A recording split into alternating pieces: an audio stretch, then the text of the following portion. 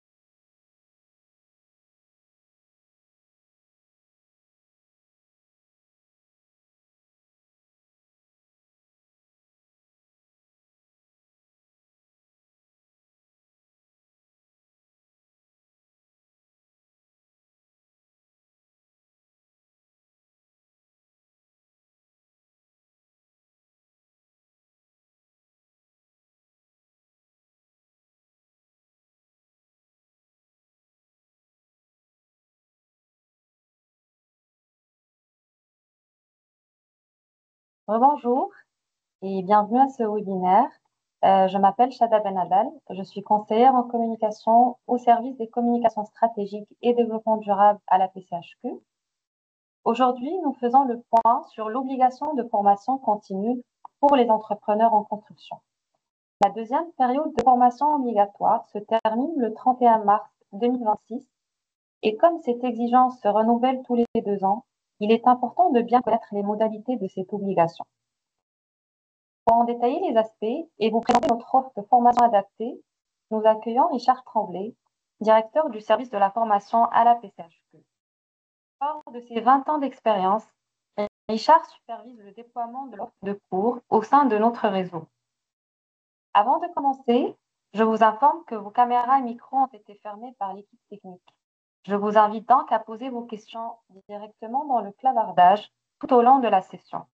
N'hésitez pas à mettre un pouce sur les questions qui vous interpellent pour éviter les répétitions. Nous allons répondre à vos questions à la fin de la présentation, à partir de 12h45. Sur ce, je vous souhaite un excellent webinaire. Richard, je te laisse la parole. Merci beaucoup, Chada. Vraiment très heureux d'être ici aujourd'hui pour une présentation sur votre obligation de formation. J'ose espérer qu'il y a beaucoup d'entrepreneurs qui sont visés, qui sont aujourd'hui présents, d'autres qui ne le sont pas. Alors, on va pouvoir répondre à plusieurs de vos questions. On a quand même beaucoup d'informations à vous transmettre, mais je vais tenter de faire ça assez rapidement. Et évidemment, au terme de cette présentation-là, il y a une chose que vous devez recevoir, c'est que, évidemment, les gens de la PCHQ sont là pour répondre à vos questions. Alors, n'hésitez pas, après la rencontre, si vous avez besoin si vous avez plus de questions, de nous contacter. Alors, comme Chada disait, c'est un rappel, vous êtes en obligation de formation continue, les entrepreneurs. J'ai beaucoup d'informations sur la période de référence, les gens visés, le type de formation que vous devez suivre et aussi vos obligations à l'égard de la régie. Alors, on commence d'entrée de jeu par vous situer, dans le fond, avec le contexte réglementaire. Très simplement, je vous dis que les entrepreneurs maintenant sont visés par un règlement, alors sont visés par un règlement qui les oblige de suivre un certain nombre de formations données. Et ça, c'est depuis le 1er avril 2022. Vous êtes maintenant des professionnels au sens de la réglementation et un peu comme les architectes, les ingénieurs, les avocats, comptables, enseignants et tout autre professionnel qui ont un règlement de formation continue, vous êtes donc tenu de suivre des formations et de vous perfectionner. Alors voilà pourquoi maintenant on est ici aujourd'hui. ça vient de 3 règlements qui sont spécifiques. Parfois, il y en a qui se demandent, au fond, c'est-tu tous les entrepreneurs? Non, la réponse est non. On va en parler plus tard, mais il y a 3 règlements spécifiques. Un qui touche les entrepreneurs généraux, d'autres spécifiquement les entrepreneurs en chauffage et plomberie, et un autre règlement qui touche les entrepreneurs en électricité. Mais vous allez comprendre que tout ce beau monde-là, bien, ça se mélange. Et puis, les obligations bien, sont pour tout le monde aussi. On revient sur la période de référence. Le règlement nous dit que vous avez 2 ans. Okay? 2 ans pour suivre vos formations, les compléter, les déposer à la régie. Alors, on parle de périodes de référence qui sont fixes. Alors, toujours du 1er avril au 31 mars, 2 ans plus tard. Alors, la première période a déjà eu lieu. On est présentement dans la seconde période de référence qui commençait évidemment le 1er avril 2024 et qui se termine le 31 mars 2026. Alors, je suis ici essentiellement aussi pour vous dire aujourd'hui que ben, vous êtes tous et toutes là, ben, dans votre dernière année. Alors, on est à 12 mois de l'échéance de la deuxième période de référence.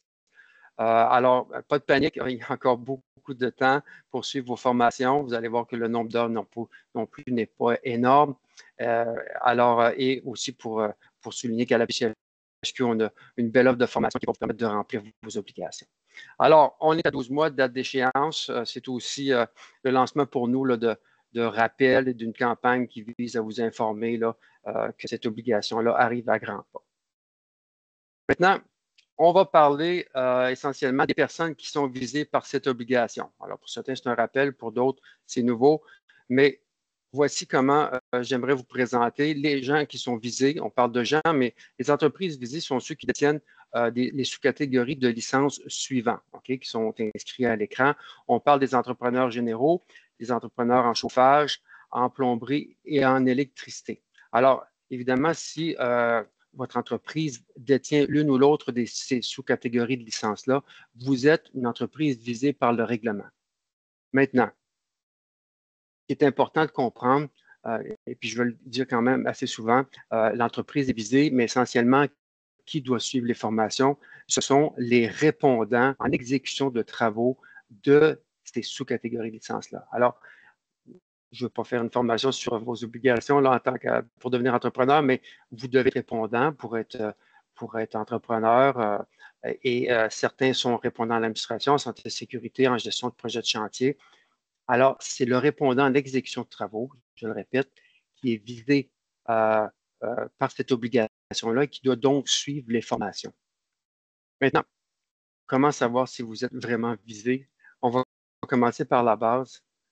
La régie du bâtiment fidèle, à elle, vous transmet une lettre. Alors, transmet une lettre à votre entreprise et aussi au répondant, lui signifiant qu'il est visé. Alors, cette lettre, il y a déjà une copie de lettre qui a été transmise pour la deuxième période de référence.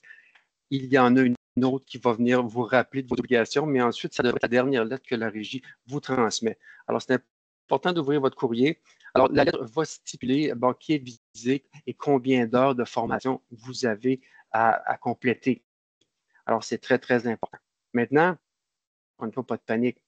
Si vous avez reçu une lettre et vous croyez que vous n'êtes pas visé pour une raison qui vous est propre, appelez-nous. Appelez la PCHQ. Il y a des cas de figure qu'on a réussi à démêler.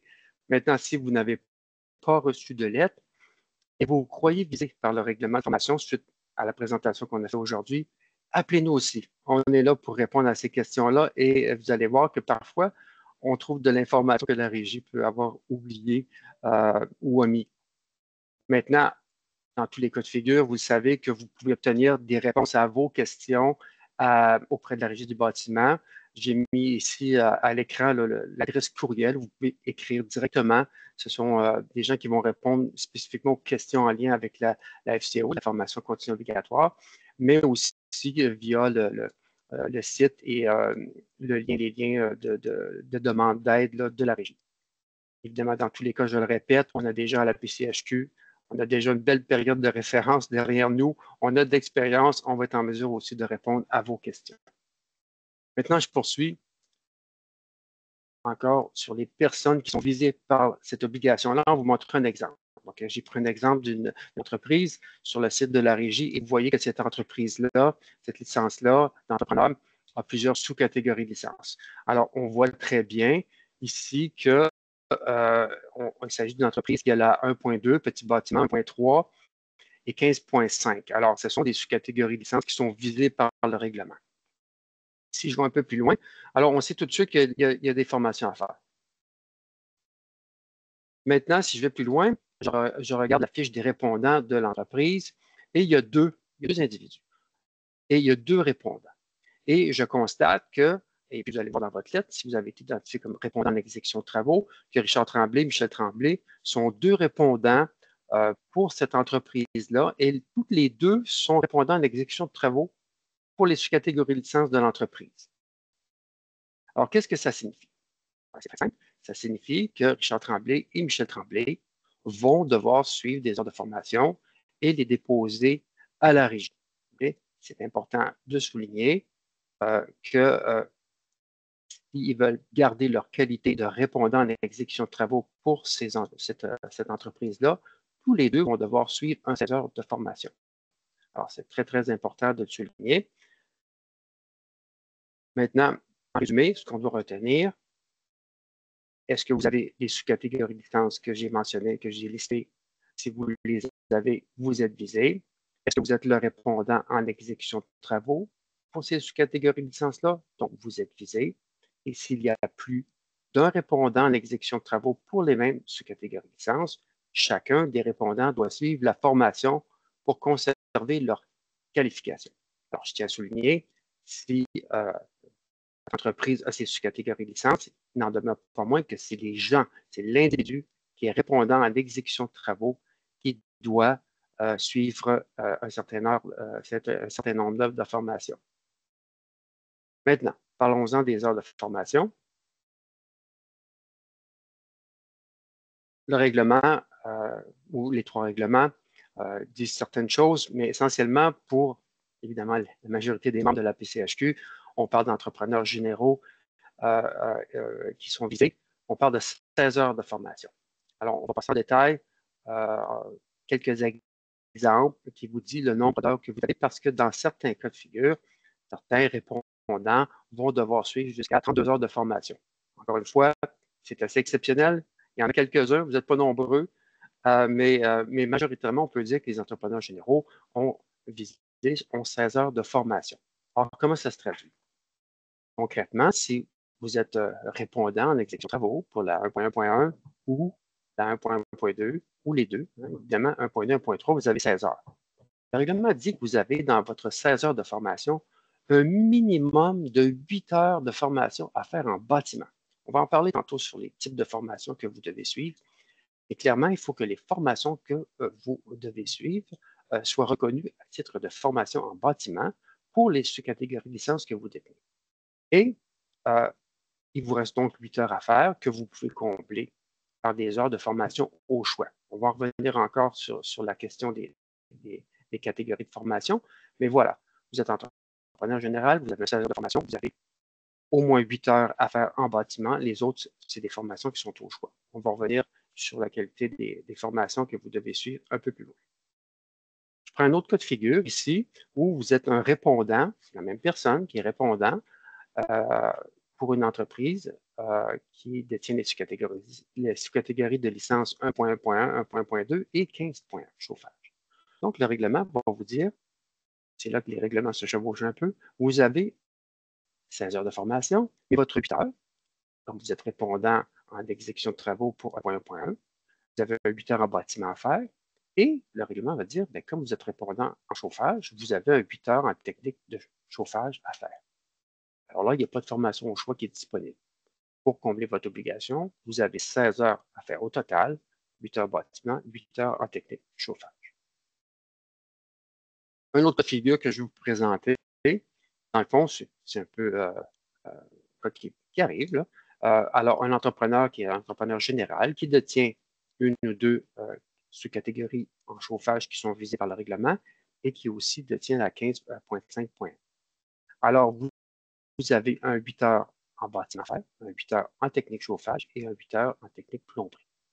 Alors, c'est dans les quelques cas d'exception où vous avez plus que 16 heures à faire. Alors, le nombre d'heures de formation que vous avez à combler est dicté dans le règlement. On a plein d'outils qui vous permettent de le déterminer. Et encore, je le rappelle, c'est écrit dans la lettre que vous recevez de la Régie du bâtiment. Mais il est important de souligner à cette étape-ci que lorsque vous comblez vos heures de formation et que vous êtes répondant pour plus d'une entreprise, plus d'une licence, mais si vous le faites pour une entreprise, bien, vous le faites pour toutes les autres. Parce que dans le fond, c'est votre qualité de répondant que vous mettez à jour. Hein? Alors, si vous êtes réputé qualifié répondant pour entreprise 1, bien, vous l'êtes tout autant qualifié pour les autres entreprises. Alors, à ce moment-là, il n'y a pas de problème. Vous le faites qu'une fois, vous n'avez pas comblé, c'est-à-dire suivre 2 fois 16 heures de formation parce que vous êtes répondant pour 2 entreprises distinctes. On va revenir à notre exemple ici de Richard Tremblay et Michel Tremblay pour vous rappeler encore une fois que s'il y a plus d'un répondant dans l'entreprise et que toutes les deux veulent demeurer répondant à l'exécution, ben, tous les deux doivent suivre leur formation et les compléter. Alors, sinon, ils peuvent risquer, vous allez voir plus loin, risquer de perdre leur qualité à titre de répondant en exécution de travaux. Est-ce qu'il y a des exemptions ou des dispenses? Effectivement, les règlements prévoient quelques exemptions. Dans les faits, tout le monde et qui est répondant à l'exécution de travaux qui sont visés par le règlement doivent suivre une série de formations. Dans certains cas de figure, le règlement va vous permettre d'être exempté.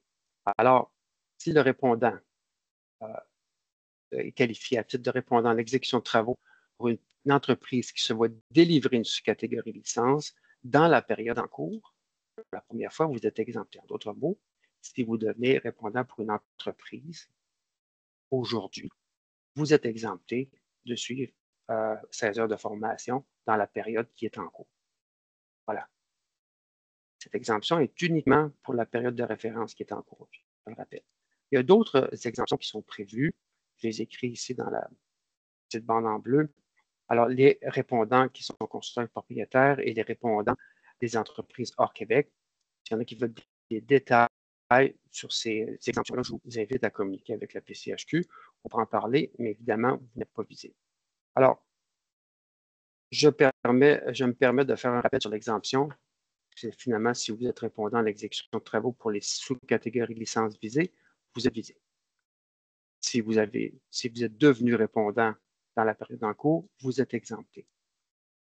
Maintenant, dans certains cas de figure, on l'a vécu dans notre première période de référence, il y a des entrepreneurs ou des répondants qui ont annulé ou abandonné leur licence.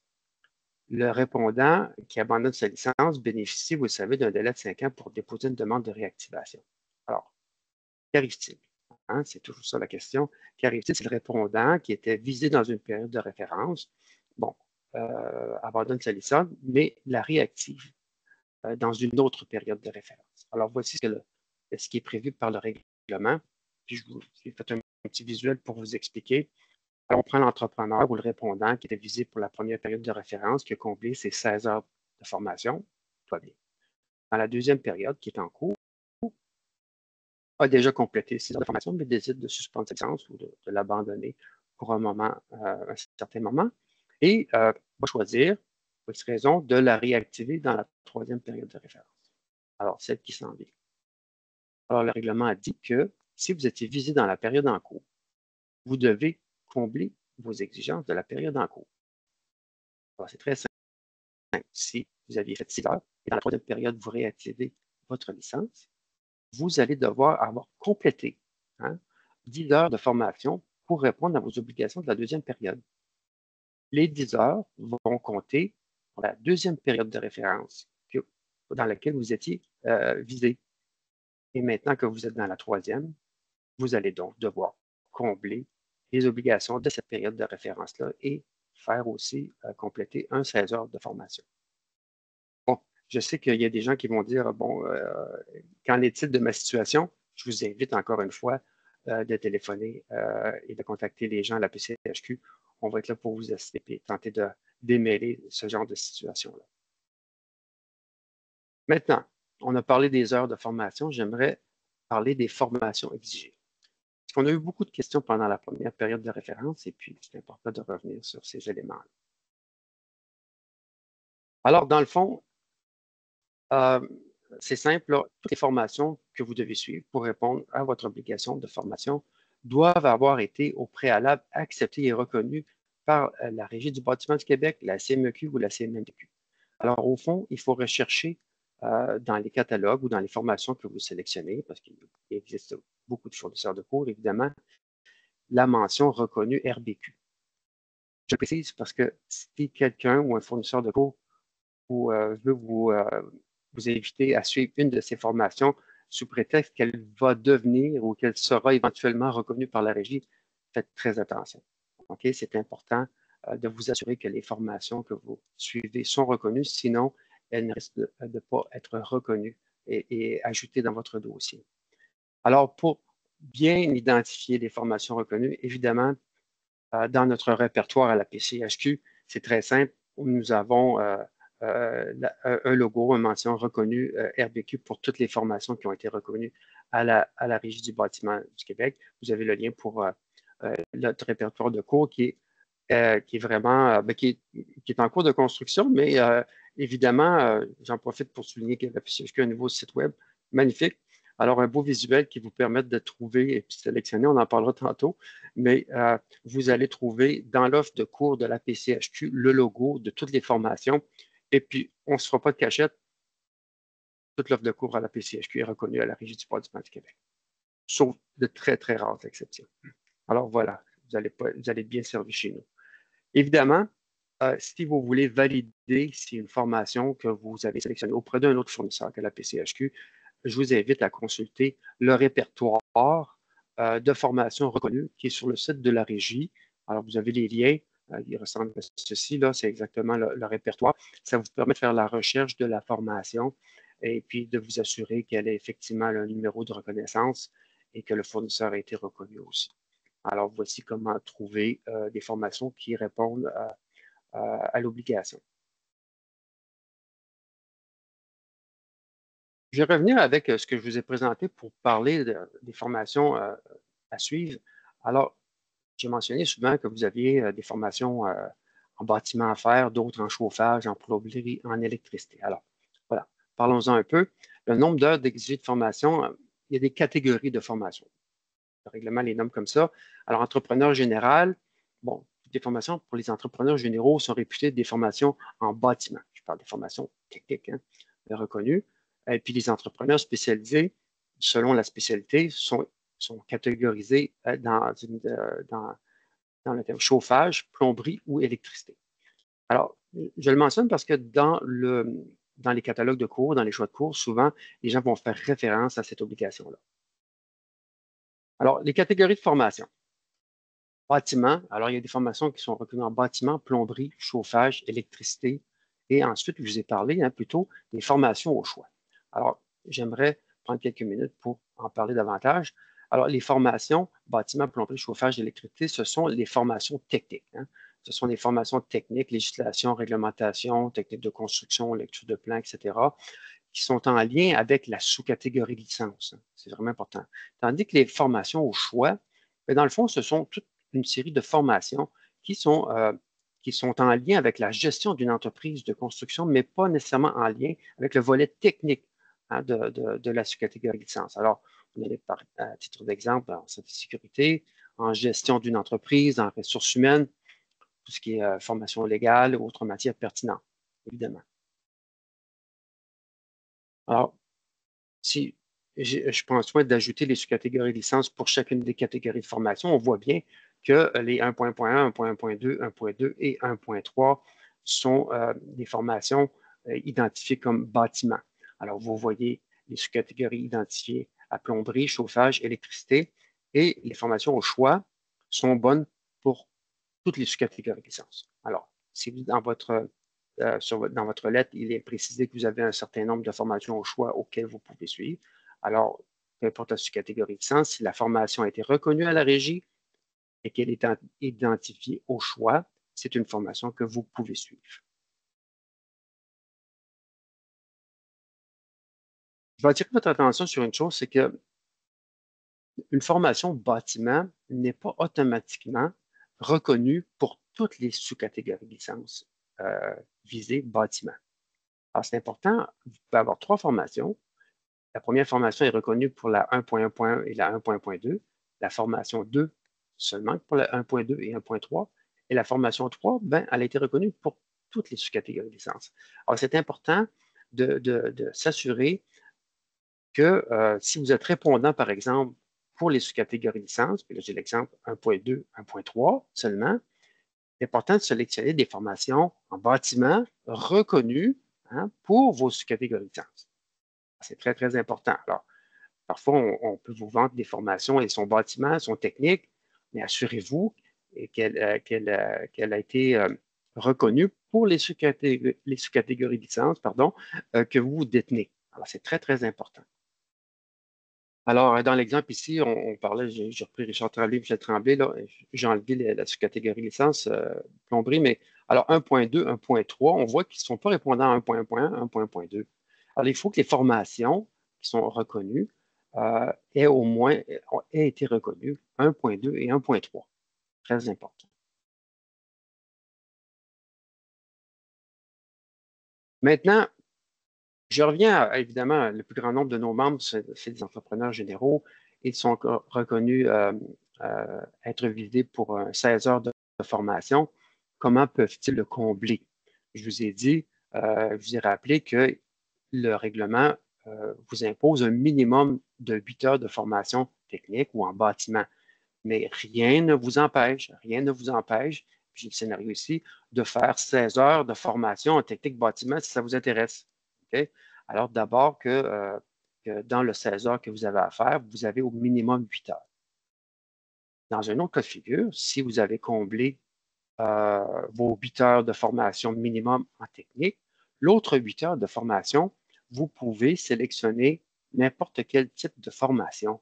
Au fond, vous pouvez sélectionner des formations identifiées au choix, mais rien ne vous empêche de vous inscrire à des formations en chauffage, en électricité ou en plomberie si vous jugez que c'est des contenus de formation qui sont pertinents dans le cadre de votre travail. Alors, ces formations-là ne seront pas reconnues à titre de chauffage, électricité ou plomberie, mais vont rentrer dans votre obligation de formation au choix. Alors, c'est très important, je le répète, si vous avez 16 heures de formation à combler, un 8 heures minimum en bâtiment pour les sous-catégories licences pour lesquelles vous êtes répondant doivent être faites. L'autre 8 heures peut être comblé par des formations identifiées au choix dans le répertoire, mais aussi par toute autre formation en technique, bâtiment, chauffage, électricité ou plomberie. Voilà. Évidemment, pour déterminer avec exactitude, puis je le répète encore, quel est le nombre d'heures de formation que vous avez à combler, quel type de formation vous avez à combler, vous avez la lettre de la Régie du bâtiment qui le précise. Nous avons sur notre site APCHQ un outil interactif qu'on appelle notre calculatrice qui vous permet de déterminer le nombre d'heures que vous avez à combler. Et évidemment, je le répète encore, on a des gens qui seraient heureux de parler avec vous et de vous aider à la PCHQ. Vous n'avez qu'à communiquer avec nous. Pour vous faciliter la vie, évidemment, à la PCHQ, nous avons dans notre répertoire pris soin d'identifier les formations non seulement qui sont reconnues par la Régie du bâtiment, mais aussi pour lesquelles, pour les catégories pour lesquelles ils sont reconnus. Alors, je prends l'exemple de formation Nouveau Climat ici. Elle est reconnue bâtiment pour les 4 sous-catégories licence des entrepreneurs généraux. Vous avez le nombre d'heures aussi. Alors, le répertoire donne beaucoup d'informations sur le nombre. Vous avez une autre vue, une autre sur le type de formation à laquelle vous vous inscrivez afin de vous assurer que celle-ci réponde à vos besoins. En résumé, je tiens à préciser qu'il y a plusieurs combinaisons de nombre d'heures de formation qui sont exigées, dépendamment des sous-catégories de licence que vous détenez à titre de répondant en exécution de travaux. Bon, majoritairement, on a compris qu'il y a un 16 heures de formation qui est exigé par les entrepreneurs généraux, 24 heures, 32 heures dans certains cas, un 8 heures minimum en bâtiment, évidemment. Il y a des formations en bâtiment, technique, chauffage, plomberie et au choix qui peuvent être exigées, mais qui sont aussi disponibles. À vous de bien sélectionner les formations qui répondent à vos besoins. Les sous-catégories de formation pour lesquelles vous êtes répondant détermineront les formations que vous devez suivre. Maintenant, j'aimerais parler, évidemment, hein, je vous ai aidé à sélectionner vos formations, vous aidé à les suivre, évidemment. Il faut maintenant déclarer vos formations. Alors, le règlement stipule que vous devez déclarer à la régie du bâtiment, avant la date butoir de la fin de la période de référence, les formations que vous avez suivies et complétées. Alors, c'est important, je le rappelle, la date butoir est le 31 mars. On verra qu'il y a des modalités qui sont prévues pour la fin de la période, mais vous devez déclarer dans votre dossier à la régie du bâtiment le fait que vous avez suivi ces formations. Et pour ça, vous avez besoin de vous connecter dans votre portail, hein, dans votre dossier à la régie. Alors, j'ai mis le lien là, et vous avez besoin de deux informations. Vous avez besoin de votre NEC, entreprise, et de l'accès Clic Secure Express de votre entreprise. En cliquant sur le lien de connexion, vous avez, dans le fond, la page de connexion qui vous permet d'accéder à votre dossier à la régie, où vous êtes invité à inscrire les deux informations que je vous ai transmises. J'ouvre une petite parenthèse sur l'obtention de ces informations-là. Il y a des questions au niveau du NEC. S'il y en a qui n'ont pas de NEC, vous nous appelez, on va vous donner la marche à suivre. Pour le Clic Secure Express, n'attendez surtout pas à la dernière minute. Il y a un certain délai de traitement pour l'obtenir. Alors, s'il vous plaît, si vous n'avez pas suivi vos formations, commencez donc par faire venir votre numéro de Clic Secure Express. Ça va vous faciliter la vie à la fin de la période de référence. Alors, évidemment, vous devez déclarer à la régie. Je tiens à préciser que la PCHQ, là, on a trouvé le moyen de vous aider dans cet exercice-là de déclarer. On tient à vous informer que nos systèmes, notre plateforme, nous permettent de déposer toutes les attestations des formations que vous avez suivies dans votre dossier à la régie. Ça, c'est vraiment une nouveauté pour ceux qui ont vécu la première période de référence. Vous deviez télécharger les PDF des attestations, ensuite les téléverser dans votre dossier. Alors, il y a vraiment eu beaucoup de changements technologiques déjà hein, pour la deuxième période de référence et à la PCHQ. Toutes les formations que vous suivez seront téléversées dans votre dossier. Maintenant, ce n'est pas parce qu'elles sont téléversées qu'elle a été déclarée. Alors, voilà ce qui était très, très important.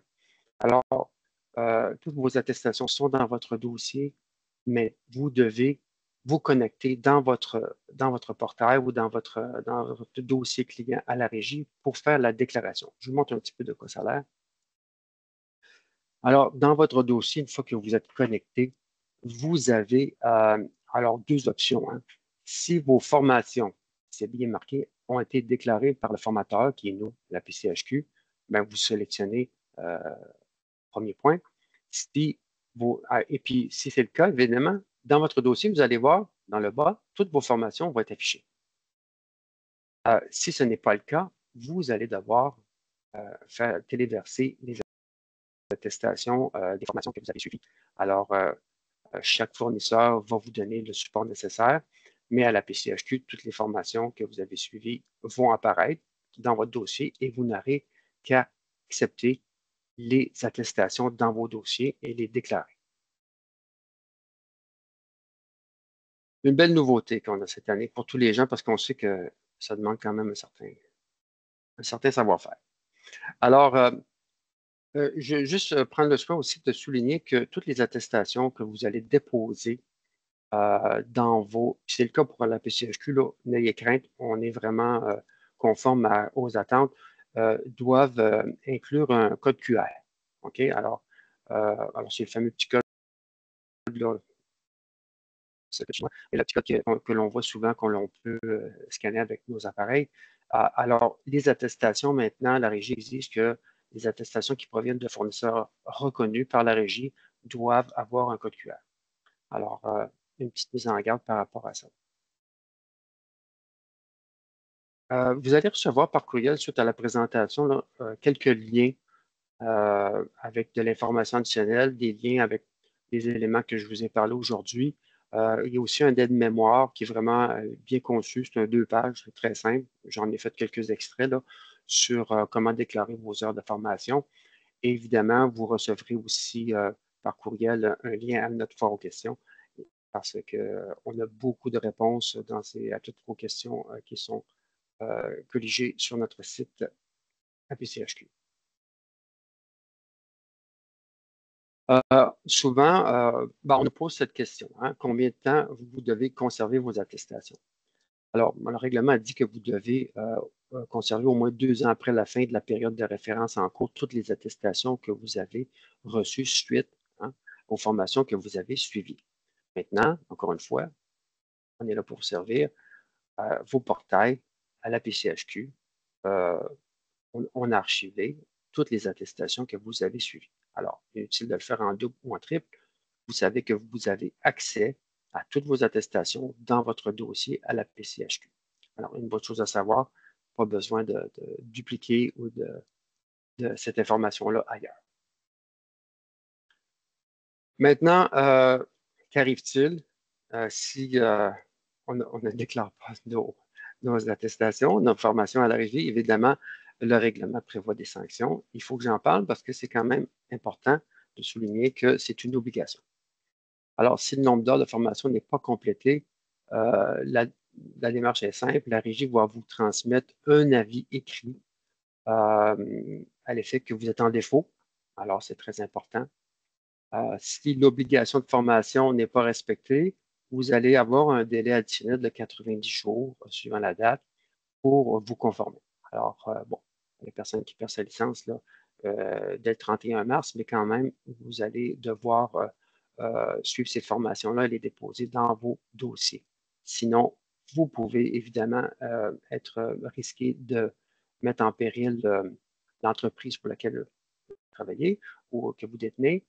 Si vous perdez votre qualité de répondant, parce que c'est la conséquence, c'est la sanction là, totale, si vous ne suivez pas ou n'aurez pas formation et ne vous les déclarez pas à la régie dans votre dossier, vous risquez de perdre votre qualité de répondant en exécution de travaux.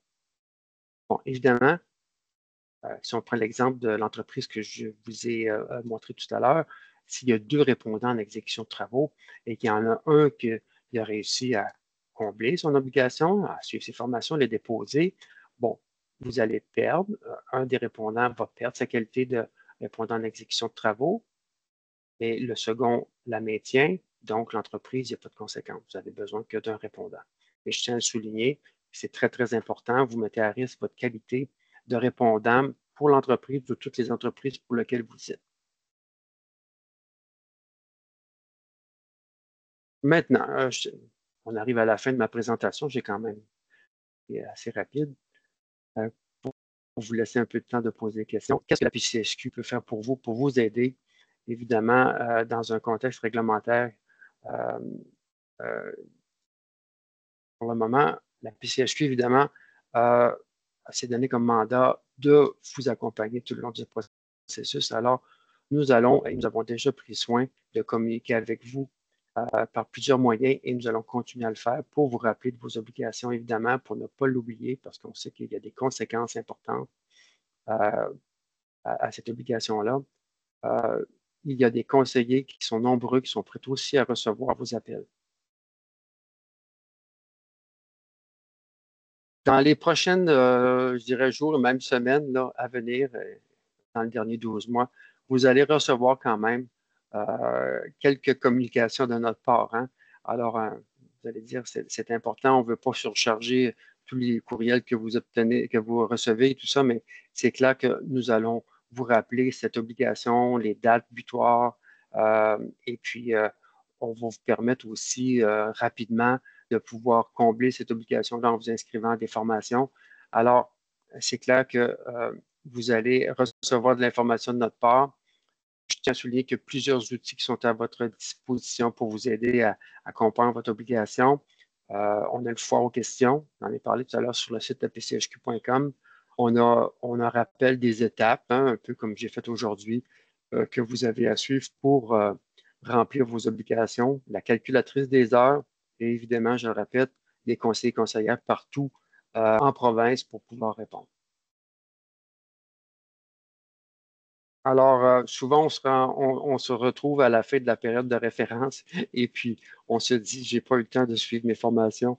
Alors, on a un répertoire de cours à la PCHQ où on a une offre importante de formation. Le répertoire est organisé en thématique, justement, est organisé aussi par région, par catégorie, euh, tout pour vous permettre de trouver une formation qui va répondre à vos besoins. À la PCHQ, c'est plus de 100 formations qui sont offertes et il y en a d'autres qui s'ajoutent à toutes les semaines, évidemment, pour répondre à vos obligations. On espère que l'offre de cours que l'on a concoctée pour vous répond à vos besoins. On est vraiment attentif à cette partie-là, à cet élément-là. On est à l'écoute de vos recommandations, suggestions pour développer des formations qui sont dynamiques, qui sont aussi conformes aux exigences. Alors, dans le fond, si je peux vous aider faciliter votre vie aujourd'hui, c'est ça, c'est vous inviter à consulter notre répertoire. On a des formations qui sont offertes en classe, c'est-à-dire en présentiel. Si vous avez le goût d'aller échanger avec des experts, d'autres entrepreneurs, nos bureaux régionaux offrent de nombreuses formations en présentiel.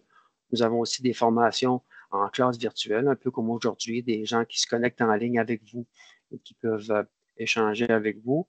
Et nous avons aussi des formations qu'on dit asynchrones, c'est-à-dire en auto-formation, où vous pouvez les suivre à toute heure du jour ou de la nuit, si vous voulez. Alors, très simple.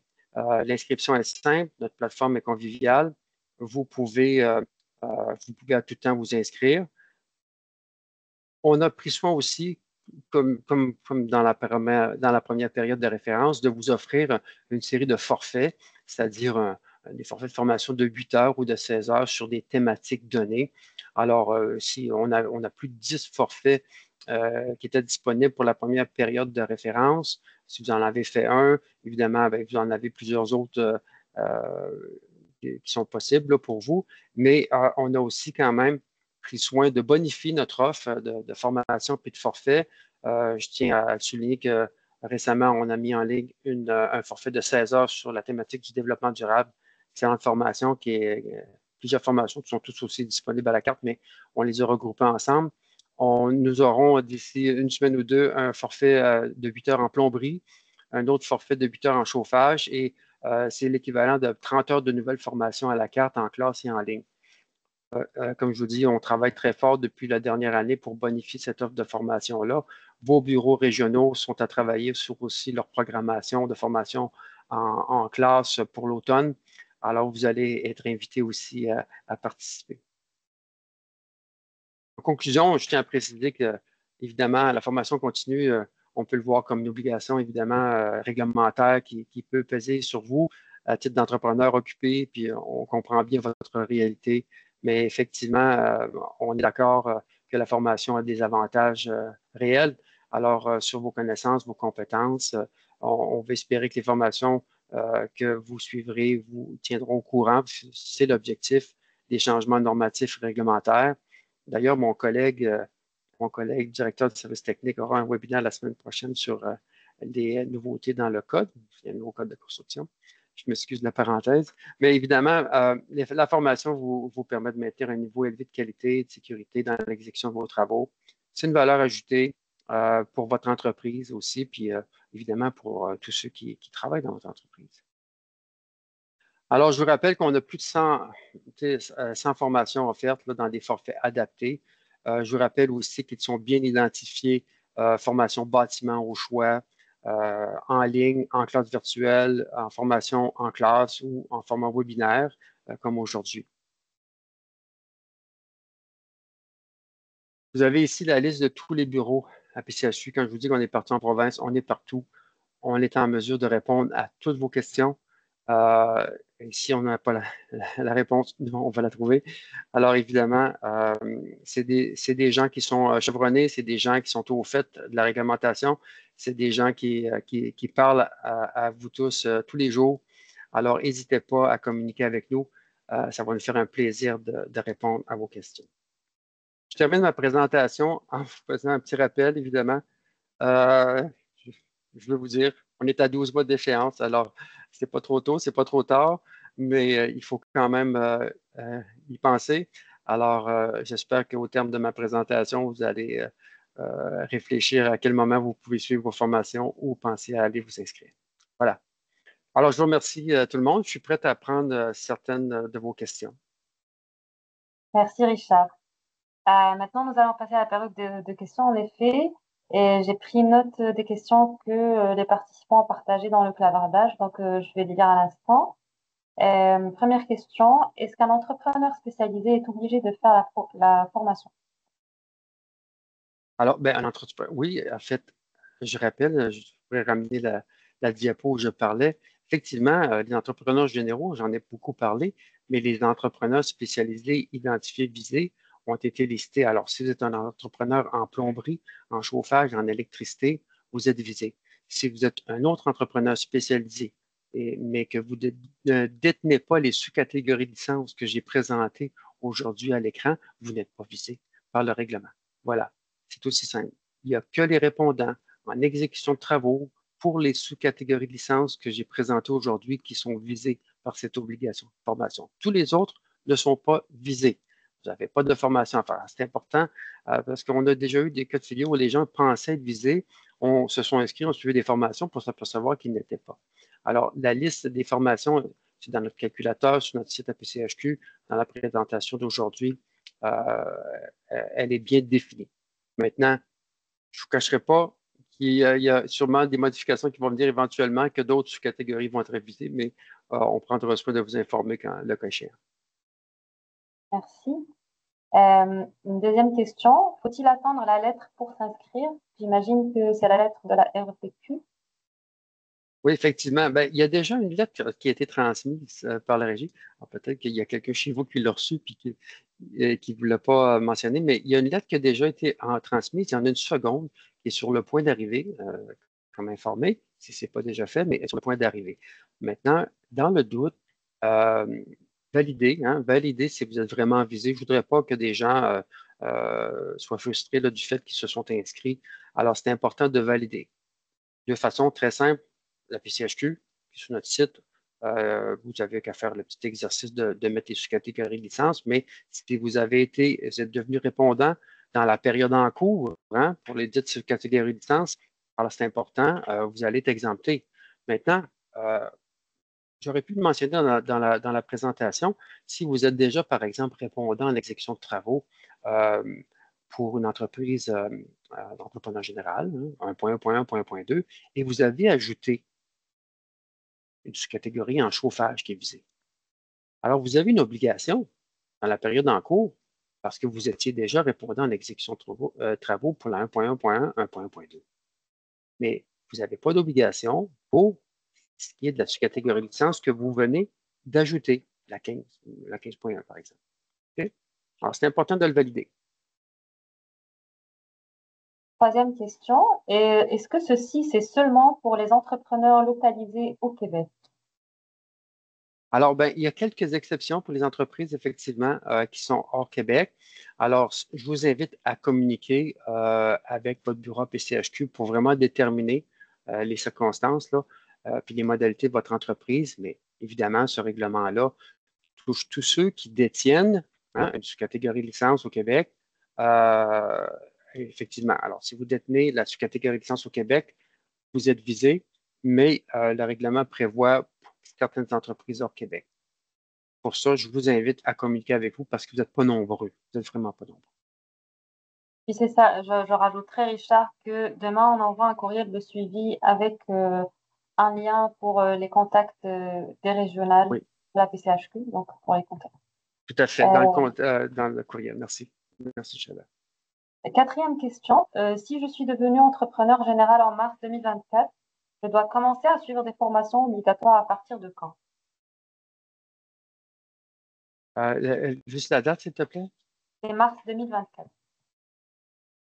Euh, alors, la période de référence commence le 1er avril. Alors, au 1er avril 2024, si vous étiez répondant ou vous êtes devenu répondant au mois de mars, vous êtes visé dans la période en cours. C'est aussi simple que ça. Alors, vous étiez devenu, c'est malheureux, là, je vous comprends, vous êtes devenu répondant pour votre sous-catégorie licence dans le dernier mois de la première période de référence. Alors, vous êtes réputé exempté dans la période de référence en cours. Il ne restait qu'un mois. C'est malheureux. Vous avez débuté la seconde période de référence en étant un entrepreneur, un répondant visé. Voilà. Mais encore une fois, j'ai pas tout vos informations, votre outil. Je vous invite à communiquer avec votre bureau à PCHQ pour vraiment s'assurer que vous êtes visé. Merci. Cinquième question. J'ai obtenu ma licence 1.2 en 2022 et j'ai suivi ma licence 1.3 en 2023. Est-ce que mes heures peuvent être reconnues? Vous me posez une bonne question, là. C'est des questions précises. J'ai besoin de j'ai presque besoin de mon calendrier. Alors, vous me dites, je vais vous inviter à nous appeler pour ce genre de questions qui est plus précis, là. Alors, 2022, il faut regarder exactement là, le dossier. Là. Je pense que je ne voudrais pas répondre à la légère, là, ce genre de questions-là. Je vous invite vraiment à apprécier, parce qu'il y a des questions de date aussi, là. Alors, je voudrais être sûr qu'on répond de façon adéquate à votre question. Je vais vous inviter à communiquer avec nous. Autre question. Si j'ai suivi un cours avec ASP Construction, 7 heures sur la sécurité, euh, comment je peux faire reconnaître mes heures? Merci. Alors voilà. Bon, l'ASP Construction, écoutez, là, on vous demandait de parler d'un autre fournisseur de cours parce qu'il y a plusieurs fournisseurs de cours. Mais évidemment, l'ASP Construction, je sais qu'il y a certaines de leurs formations qui ont été reconnues auprès de la Régie du bâtiment du Québec. C'est important de vous assurer, c'est ça. Vous pouvez voir directement à l'ASP Construction pour vérifier si effectivement ils ont fait reconnaître la dite formation. S'ils ne l'ont pas fait reconnaître à la régie, ben là, il n'y aura pas moyen de la faire reconnaître à titre de formation FCO. Alors, c'est important de vérifier. Sinon, vous pouvez consulter le site de la Régie du bâtiment du Québec avec le titre de formation pour voir si la formation est reconnue.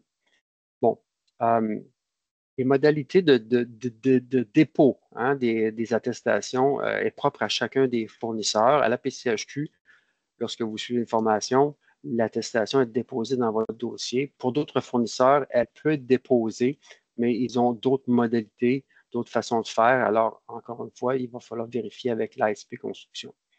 Il y a certaines formations de l'ASP Construction qui sont données par la PCHQ. Alors là, dans ces cas de figure-là, on va pouvoir vous aider. Si la formation elle est reconnue à la régie, on va trouver le moyen de vous aider. Merci. Est-ce que je peux déclarer mes formations sur ClickSecure Entreprise au lieu de ClickSecure Express? Dans le fond, ça vous prend votre ClickSecure Express pour vous connecter dans votre compte. Alors, puis ce n'est pas dans ClickSecure qu'on dépose, c'est vraiment sur le site de la Régie du bâtiment du Québec.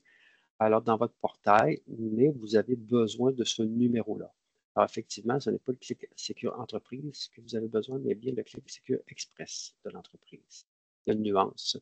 Alors, je vous inviterai, là, encore une fois, à communiquer avec nous, mais ça vous donne accès à votre compte à la Régie du bâtiment du Québec. Ce n'est pas chez ClickSecure qu'on dépose les formations. J'ai une dernière question, Richard. J'ai complété mes formations entrepreneur général en février 2025. Est-ce que je dois faire la formation continue d'ici 2026?